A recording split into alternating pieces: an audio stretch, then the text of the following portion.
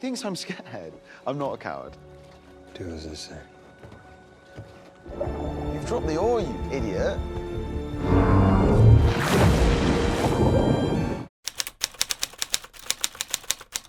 A nurse tries to talk to her patient using one of those alphabet boards because the patient can't speak. Instead, they blink to communicate. After the patient blinks at the letters M, U, and R, the nurse quickly figures out that they're trying to say murder. Turns out, this ties back to something that happened 5 weeks earlier. A doctor had examined the same patient, Catherine, and told her she'd suffered major head trauma. It had messed up her brainstem, leaving her paralyzed and unable to move or even blink. Catherine had just woken up from a 3-day coma, but her body wasn't cooperating at all. She couldn't show emotions, blink, or anything. Through a flashback, we see that Catherine had been the victim of a car that came speeding toward her while she was walking in the woods. Back in the present, after the doctor leaves, a nurse named Nikki checks on Catherine. She tries to encourage her to move her left eye, but Catherine just can't do it. Nikki meets with Lena, Catherine's only family member. She explains that Catherine has something called locked-in syndrome, meaning she can't move her body at all. The only way she can communicate is by blinking, but even that's hard because one of Catherine's eyes is injured. Overwhelmed with emotions, Lena asks Nikki if there's any chance Catherine will get better. Nikki reassures her, but it's clear no one really knows. This leads Lena to reflect on Catherine's past. Through another flashback, we learn that when Lena was a kid, her mom passed away. Catherine stepped up as her guardian, and the two of them moved into a fancy house. Catherine was a big deal, a rich, successful TV actress. Lena looked up to her and loved her glamorous life. But things took a turn when Catherine's husband died unexpectedly. To make things worse, he didn't leave her a dime. Instead, everything went to their son, Jamie. This caused a huge rift between Catherine and Lena as resentment started to grow. In another memory, Lena recalls spending time with Jamie in the garden. They had a special bond, but then out of nowhere, Jamie had a seizure. Panicking, Lena called Catherine for help, and they rushed to his side. It's clear Jamie had been dealing with health problems his entire life, which made him fragile. Later that evening, Catherine got all dressed up and told Lena she had a meeting about a new TV role. This was a big deal because she hadn't acted in almost 2 years since her husband's death. Meanwhile, Lena and Jamie hung out, watching a movie together. They became even closer, and Lena promised to always protect him. Fast forward to the present, and Nikki is still talking with Lena. She mentions rumors about Catherine being hit by a car, but Lena doesn't seem eager to confirm or deny anything. When Nikki asks about Lena's relationship with Catherine, Lena admits it's complicated. Then, Lena dives into another memory, this time from 3 years ago. By then, Lena and Jamie weren't just close, they were getting married. Their friendship had grown into a full-blown romance. Most people in the family were happy for them, but Catherine was suspicious. She thought Lena was only after Jamie's money. Catherine didn't openly say much, but her sharp comments made her disapproval pretty clear. On their wedding day, Jamie suffered another serious seizure, cutting the celebration short. A family doctor, Mr. Lawrence, stepped in to help. While he knew Jamie well, it was obvious his knowledge about chronic illnesses was limited. Back in the present, Nikki brings up how she had cared for Jamie during his illness, which jogs Lena's memory. As she reflects, it's clear her relationship with Catherine had only gotten worse over time. The two women barely spoke, and when they did, it wasn't pleasant. Jamie's health continued to spiral, and he developed an addiction to painkillers. Lena begged him to stop, but he refused. One evening, feeling overwhelmed, Lena decided to take a swim in a nearby lake to clear her head.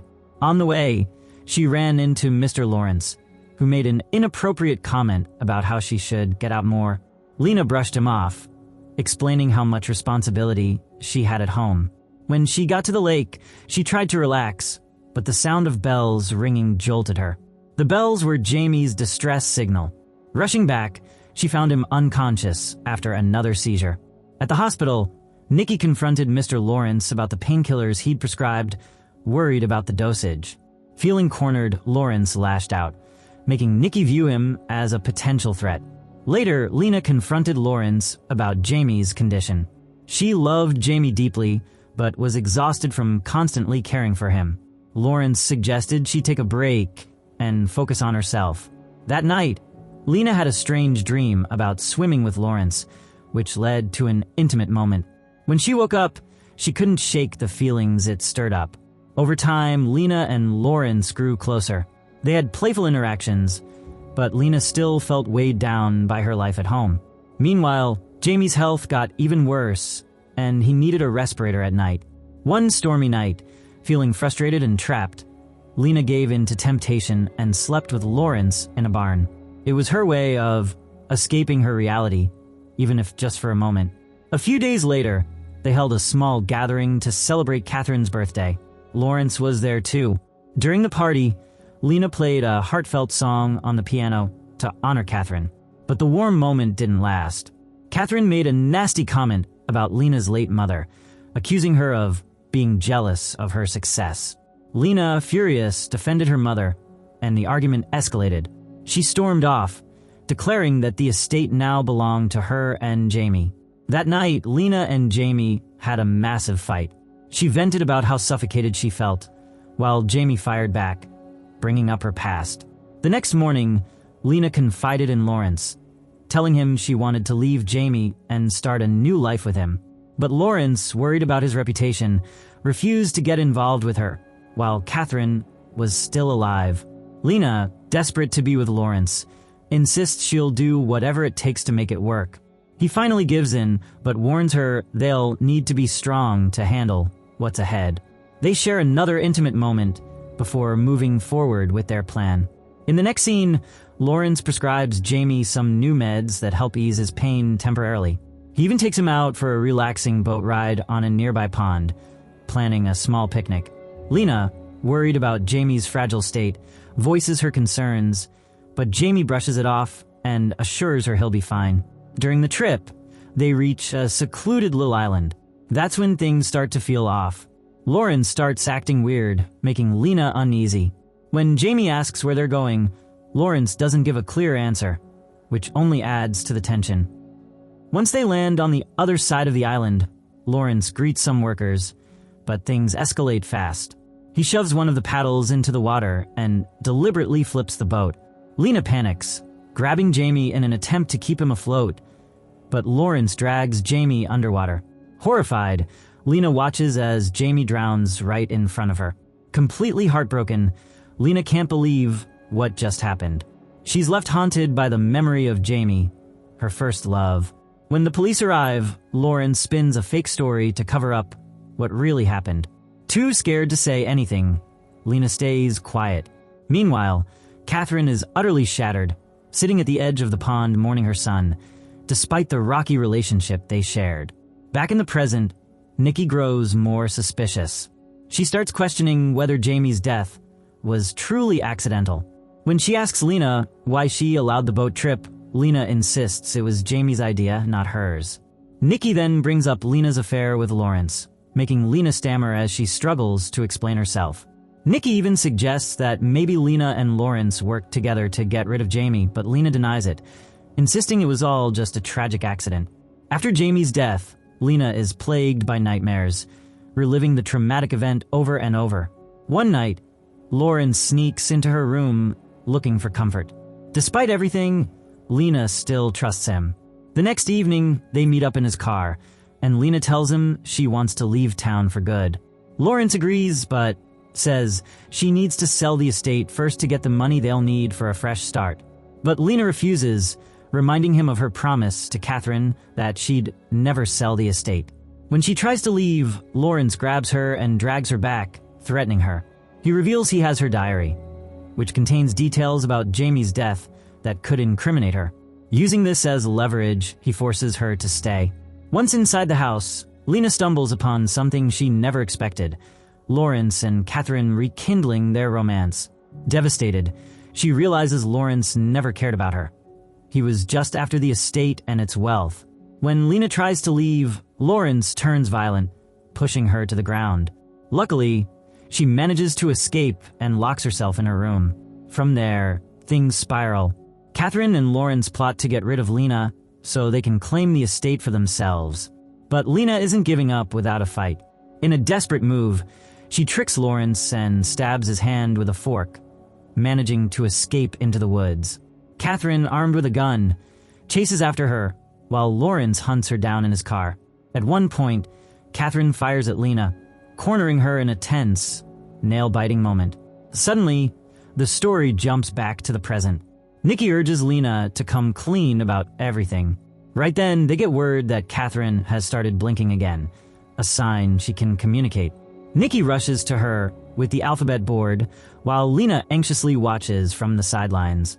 Catherine spells out one chilling word, murder. Later, Lena meets with Lawrence and tells him what happened, leaving him on edge.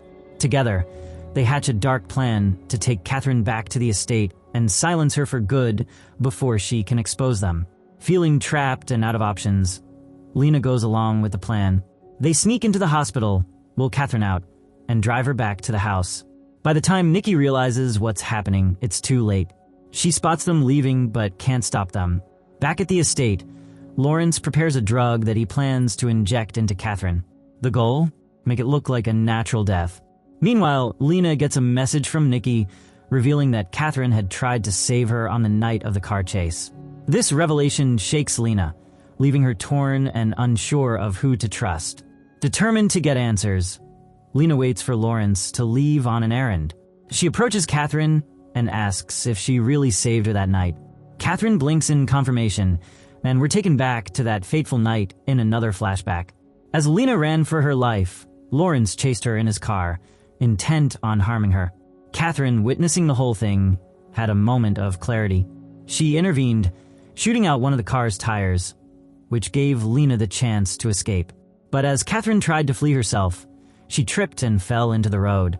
That's when Lawrence hit her with his car, leaving her in the state she's in now. Back in the present, Lena prepares to protect Catherine. Armed with a knife, she waits for Lawrence to make his move. When he returns to administer the drug, Lena volunteers to do it herself, tricking him into handing over the syringe. As Lawrence becomes distracted, Lena seizes the moment and stabs him. But the dose isn't enough to stop him completely. Lawrence fights back, determined to finish what he started.